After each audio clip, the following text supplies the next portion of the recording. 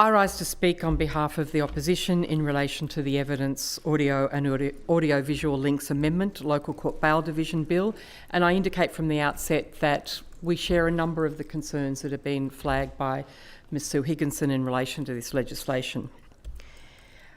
Understandably, the community has a significant interest in bail and the proceedings of courts considering the grant of bail. Bail decisions need to walk what can sometimes be a very fine line between ensuring community safety and maintaining the important safeguard of the presumption of innocence and the general right to be at liberty. Both are important, and both need to be balanced in any consideration of bail, as does the importance of maintaining the integrity of the justice system. As the Bail Act reminds us at Section 7, bail is authority to be at liberty for an offence, but of course it can only be granted to those who have been accused of an offence. Bail is granted prior to trial and prior to the testing of the facts, which may lead to a conviction. And while we all cherish our liberty and wish this right to be protected, the Bail Act recognises that if, because of the seriousness of the alleged crime, the strength of the prosecution case, or the accused background, including their criminal history, liberty for the accused presents an unacceptable risk to the community, then bail may not be granted. Community safety is paramount because without this safety, none of us truly enjoy the liberty to go about our daily affairs with confidence. Bail is a concept with a long pedigree in the common law system and was first organised legislatively by the Statute of Westminster of 1275.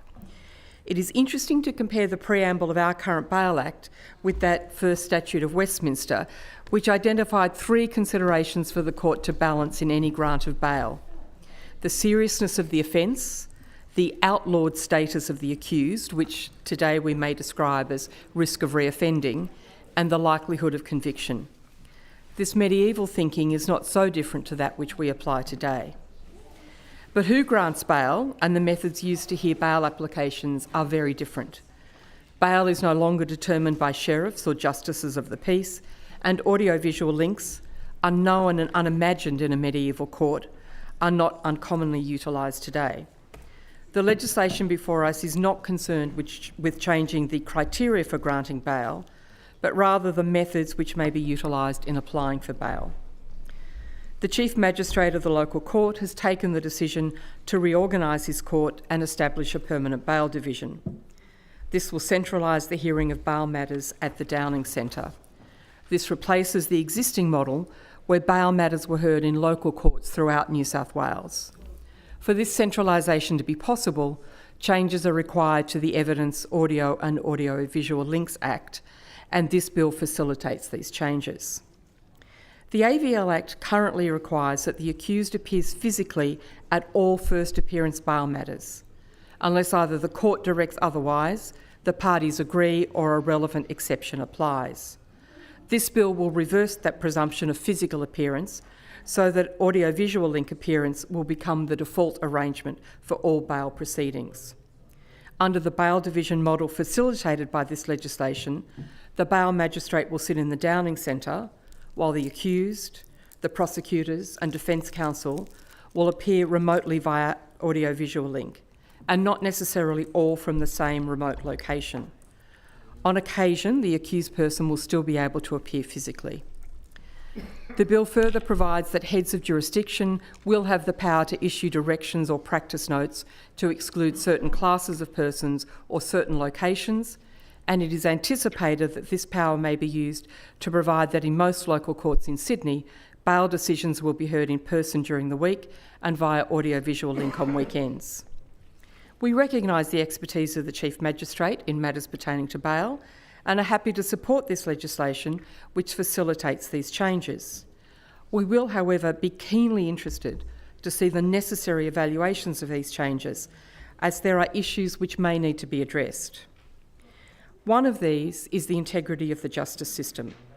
The preamble to the Bail Act makes it clear that this is of central concern in the design of any system of bail and is a consideration in this bail system redesign.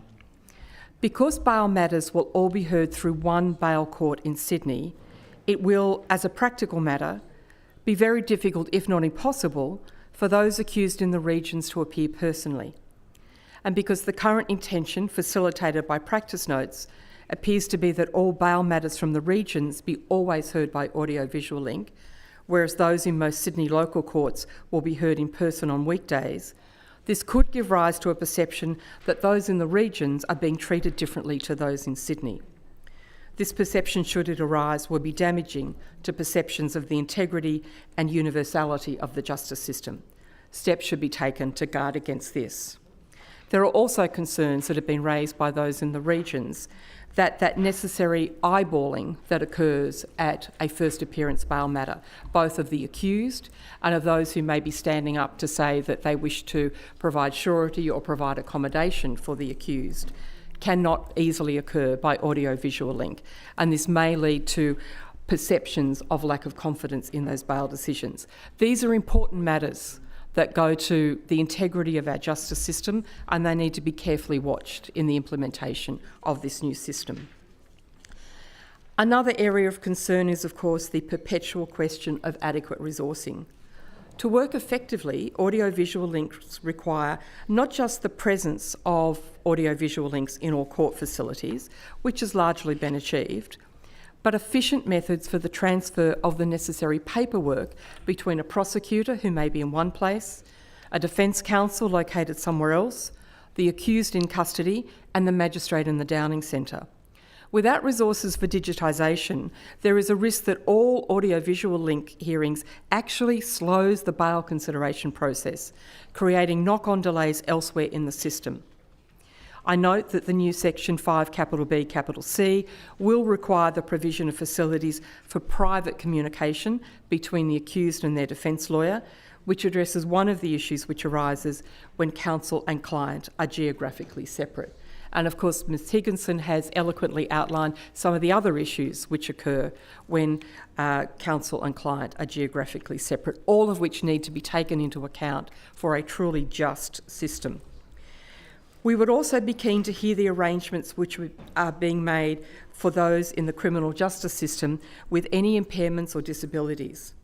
It should be anticipated that an accused with a cognitive impairment located separately from defence counsel may need another person to consult or the opportunity to speak privately with counsel at various stages in the bail proceedings. But sadly, this legislation is quiet about what those arrangements may need. We are confident that all of these matters can be addressed, and we look forward to the evaluation of the new bail division and the impact of the reforms in this bill.